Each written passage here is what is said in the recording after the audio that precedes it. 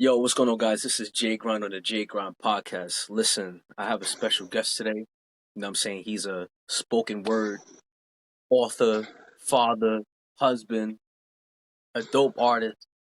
We got my man Sean on the line. So listen, man, I'm grateful to have you on my podcast. Sean, tell the fans, tell the audience a little bit about yourself.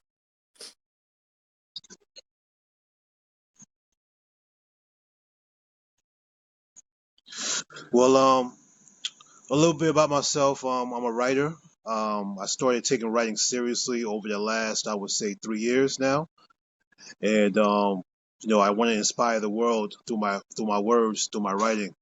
Hopefully, to inspire people to be the best versions of themselves.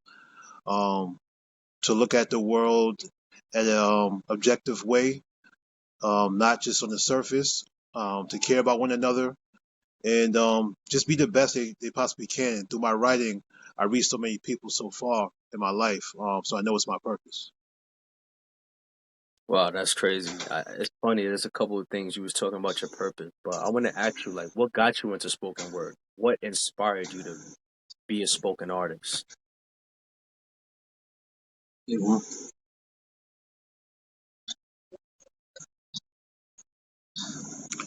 Yeah, it's funny because so my father passed away um, 12 years now. It's 12 years now. We had a very, very close bond.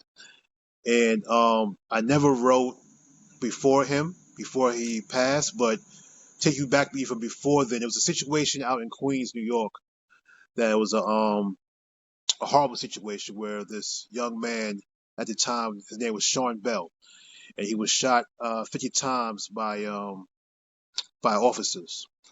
And I just felt so in tune with that situation because not only is he coming from the same neighborhood as I'm coming from in Jamaica, Queens, he was a young man, a young black man. So it kind of struck me. So I wrote something about it, and I sent it to different platforms.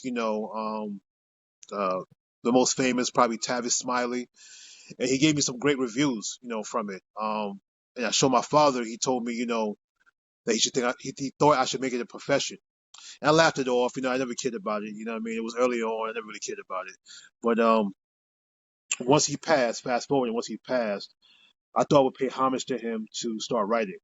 So through the whole grievance process, I'm sure everyone will know, as you will know, Jay, that the grieving process, there's no time limit for it. So as I'm going through the grieving process, I'm writing poems, not about the situation, but to inspire others. I don't know. I just had this feeling to inspire others through my pain. So I would send it to different people, some of my friends, close friends, and they would say, "Man, your poetry is so strong and so beautiful, and how touching it was." So I continue to do it. I just still never really cared about it. I never really paid much attention to it. So fast forwarding to 2 years now, I say, you know something? I see there's different platforms that people are having spoken word and poetry. I never really called my poetry spoken word. I just called it poetry. And once I started performing it, I was able to reach people even in a more profound and deeper way than through my writing, just by them reading my writing. So, long story even longer. Yeah, that's when I started really. Okay, I love that. I love the inspiration. Yeah, Sean Bell. I remember that like yesterday. That was crazy. That was Yeah, insane. Um, yeah, it was. yeah, it definitely was. And it definitely brought awareness to us. And about Hmm. your father's passing, it's good to hear another black man having a great relationship with his pops. Yes. And I want to say that I also seen you perform and you did an amazing job. I was definitely hooked. Nothing went over my head. I definitely loved everything that you was talking about. It was real, relatable, and that's why you're here on my podcast because you know what I'm saying you have a lot to give to the world. You have a lot to share, and you can make your mark just as a black man. And I just Hmm. want to say, like, how does this affect you? When you do these, when you write poetry, when you write poems, like, what is your thought process in that when you do it?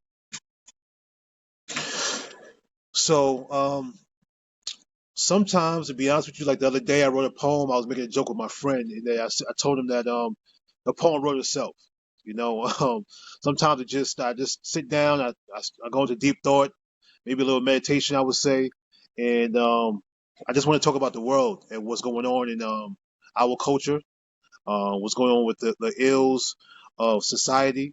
I want to most importantly inspire. I want to awake people.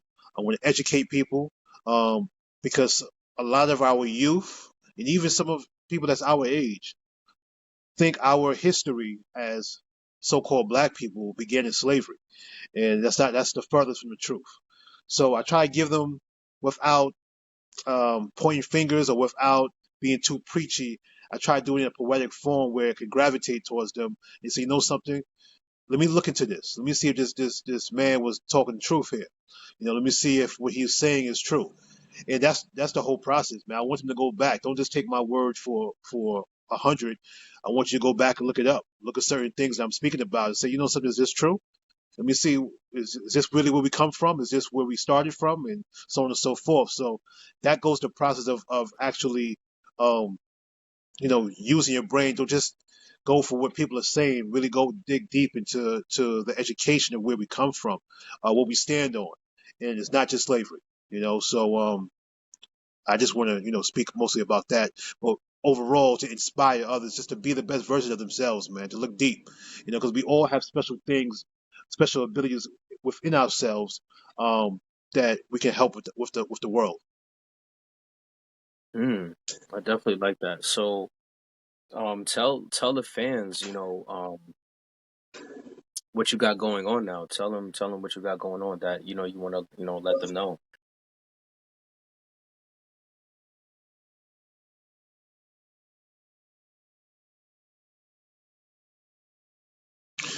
Well, right now I'm kind of in the I wouldn't say stagnant. That's not true. I'm never stagnant, but not showing which way I want to push the story of Shelby Heroics forward. I wrote the part two to it. I wrote that about a year and a half ago, maybe probably like 6 months after I wrote the first book. Because I want to make it a series like how the Harry Potter series are, and the Lord of the Hmm. Rings and all those type of stories are. But I'm not sure if I want to go through that avenue first. So I wrote a screenplay to Shelby's Heroics because I envisioned it as a TV series. At first, I thought it could be a movie, but then going back and forth with my daughter, she said, "You know, Dad, I think you could make it a TV series because I see it more as a TV series than anything else."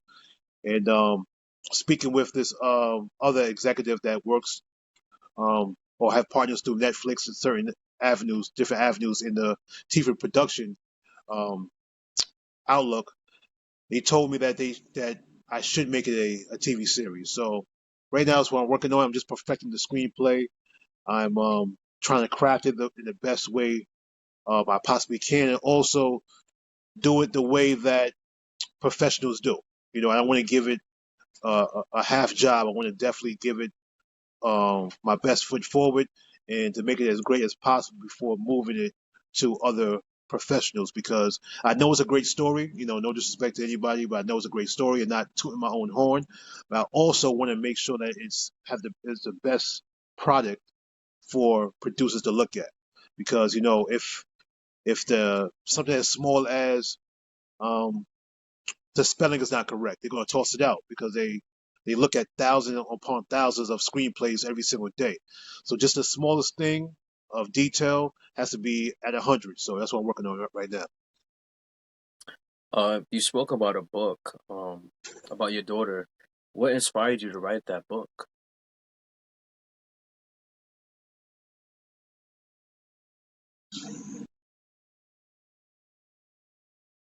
Yeah, it's a good question. So my daughter is 12 now. So when she was about 9, 9 and a half, let's say, she's a brilliant, brilliant young lady. The best first child. I have three children total. She's the best first child a father could ask for. Um, but at that time, she was starting to act out. And as she was acting out, I was trying to figure out why she acting out because this is unlike her. I could see the other two acting out, but not her. So I was trying to get dig deep into why she was acting out, and she wasn't really telling me verbatim because she's a very shy young lady as well. So I had to pick and pick. Like, I know my daughter, I know my kids, and I started to realize that she was feeling like I was giving too much time to her younger siblings and at the same time as much time as I was to her.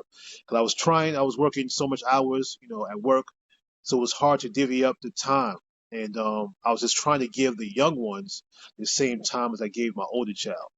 But she was starting to get a little jealous about that. She wanted the one-on-one time that she's used to us having. So fast forwarding that, I realized what it was, and so I said, something, because she's an avid reader. She loves reading. She goes through about 300-page books a week.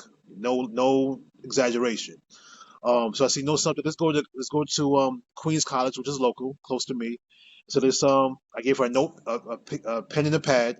I said, let's write a book together. She thought it was funny. She didn't think I was serious, but I said, let's write a book together. So as we at Queens College, we started to jot down ideas, and it turned out to be this book. I didn't know it was going to be a 275-page book.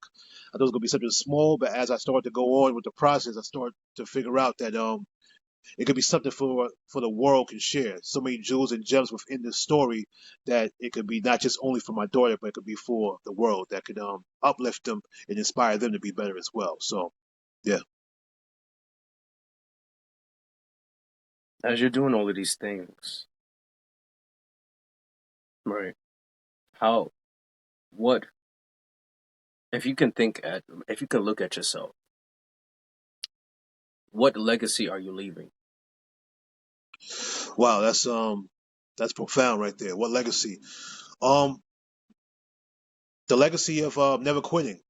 It was so much times that just through this book alone that it was definitely a journey. As far as getting to it, every day I would come home from work, or at least 4 or 5 times during the week I would come home from work and write. Sometimes I'd be in the car, in my own space trying to write, and it took a whole year for me to finish everything. And I just wanted to basically show to my kids that whatever you start, you have to finish. So Mm. that legacy right there, I want to definitely leave. Whatever you start, you have to finish. And just because things are rough, just because things don't go your way, you have to, if you want to accomplish something, you have to push through it. You know, so just fighting through certain adversities, that legacy alone, I want to definitely leave. What challenges have you faced? In a whole or as a writer. As a whole?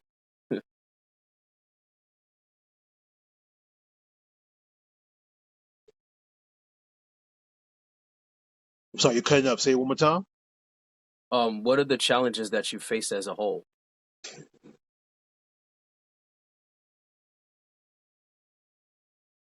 Yeah, the connection's not too good. Say it one more time, please. What are the challenges you faced as a whole? Yeah, it's not. It's cutting up. Can you hear me?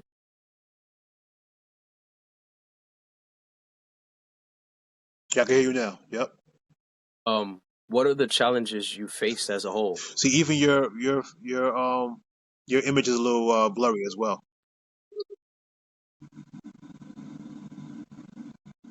It's fine. It's fine. Don't even worry about it. It's gonna come out crispy, crispy. Watch. Okay. Okay. Okay. Cool. What was your question? I'm sorry. What are the challenges that you face as a whole? Oh, adversity as a whole. Well,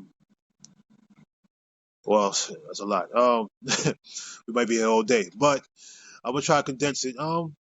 Just fighting through your own insecurities as well. Thinking you may not be good enough to try to tap into a different line of work in a different profession that you're not used to.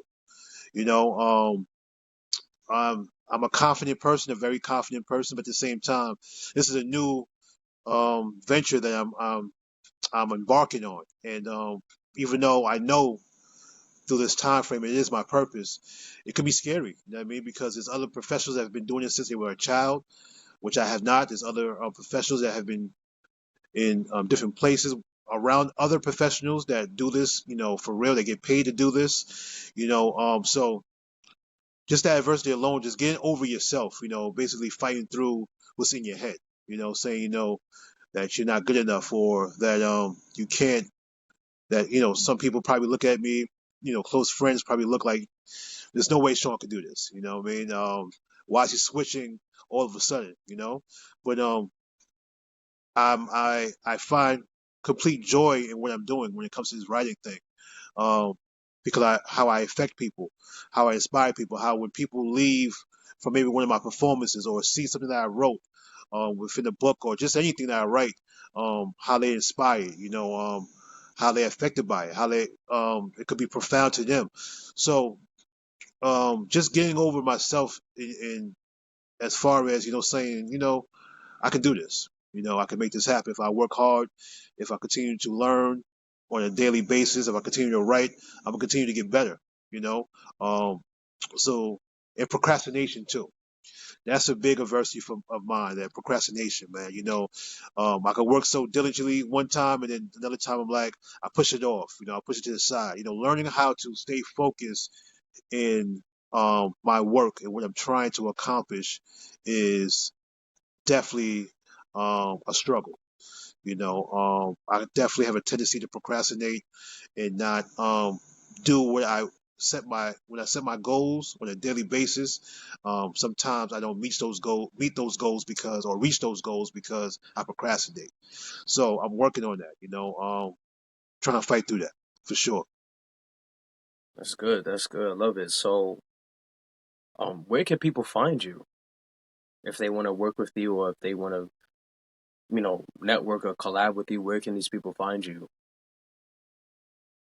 Well, I just got on social media probably 2 years ago because of the book. So now they can reach me at on Facebook, through my name, Sean Hunter. That's SeanHunter. On Instagram, I'm s.wordsmith, and that's s period dot_wordsmith.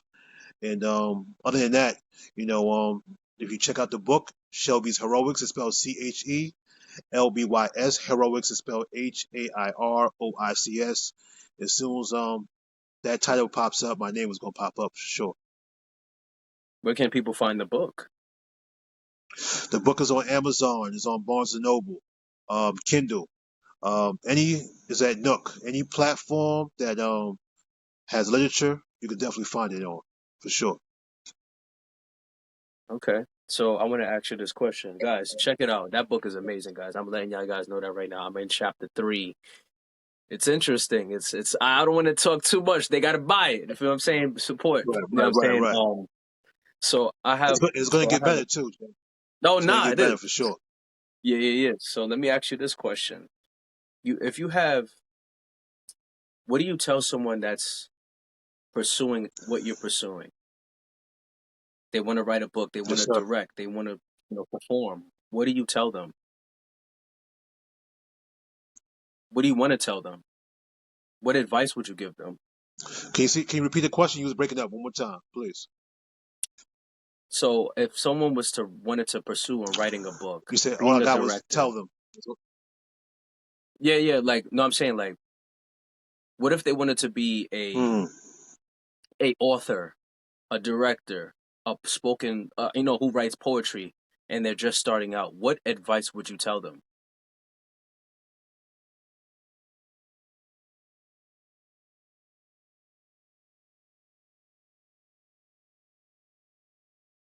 Well, first, whatever you want to do, be dedicated to it. It's going to be time. It's going to take a lot of time. Um, it's going to take much more time than you could even expect to be as good as you want to be. That's for one. Also, if you want to pursue any career, pursue any art, anything, whatever it takes, you're going to have to do the research too. Because if whatever craft you're in, you want to give respect to the people that came before you and the people that came after you. So when you're tapping into whatever craft it is, whatever it is, it could be a plumber, it could be an architect, whatever it is, you need to do the education surrounding that because people take those jobs extremely seriously, and you have to show them respect for the predecessors and the one that's coming after you as well. So do the research, do the education, continuously educate yourself surrounding whatever topic or whatever job or craft you're trying to embark on.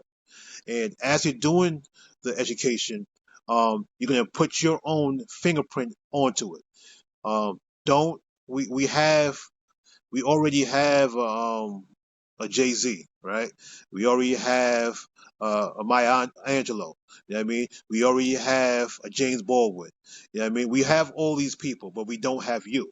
So you don't mimic or try to duplicate what they do. What you can do is you can take bits and pieces of certain people and add them onto your flavor. Make sure that you have your own fingerprint. You know what I mean? Because not saying that you're being a plagiarist, but you have to definitely have your own fingerprint in this world because there's only one you. You know what I mean? So since there's only one you, you're special. So don't try to be like everybody else. You can learn from other people for sure, but I will say do the education, take certain things from people that are great, and learn from your mistakes as well. You know, to not try to try not to repeat those mistakes. You know, so as far as anybody that's trying to embark on writing and being an author, you could definitely do it. You know what I mean? But being a good writer, that's going to be something different. Being a good author, that's going to be something different. Being a great author, that's going to be something different. Being a great writer, that's going to be something different. So when you want to get into greatness, you're going to have to definitely do the education and continuously learn and continuously to just fight through the naysayers, the people that don't believe you. Surround yourself with people that do believe in you, and they're gonna propel you to be a greater you. Wow, man, that was awesome, man. That was super awesome, man. Um, I want to say you're an amazing artist. You're an amazing poet. I love the book. Guys, check him out. Check him out on Facebook. Check him out on Instagram. Um, Everything's gonna be in the works. Supporting authentic um work that comes with passion, which is very important, guys. So, Sean, tell them where they can find you again. Tell them how to connect with you and things like that. You know, because it's very important for the audience to hear where they can see you and stuff like that. Real quick before I do that, I want to touch on what you just mentioned about passion. You know, wherever you're passionate in, of course, you can have a job on the side, but whatever you're passionate in, you definitely need to do. You know, and you could have a job as well, but if you're passionate about something, that means more than likely it might be your purpose. So, with that said, you have to do the creator's work. You know what I mean? He didn't give you abilities to just have it sitting there or have it just in your head. He gave you the abilities for the world. So if you're passionate about something, go for it. You know what I mean? Listen, you're going to have people that hate what you do. You're going to have people that don't like what you do. You're going to have people that love what you do. But you're not doing it for just individuals. You're doing it for people in general that need you to inspire them. So with that said, once again, you can find me on Instagram at s.wordsmith. That's S period DOT underscore wordsmith. Facebook at Sean Hunter, SeanHunter. And I'm gonna be around, man, because I'm getting better each day, and yeah, you're gonna definitely be hearing from me for sure. Yo, y'all already heard the man. Check him out on all platforms. Like I said, I already supported him, so y'all missing out on real jewels right there. So y'all already know it was an honor for you to be a part of my podcast. This is gonna go out everywhere. I'm gonna be pushing this. It's gonna be on everything. Y'all already know, guys. It's the Jae Grind podcast. Jae Grind BX. We in here. My brother was a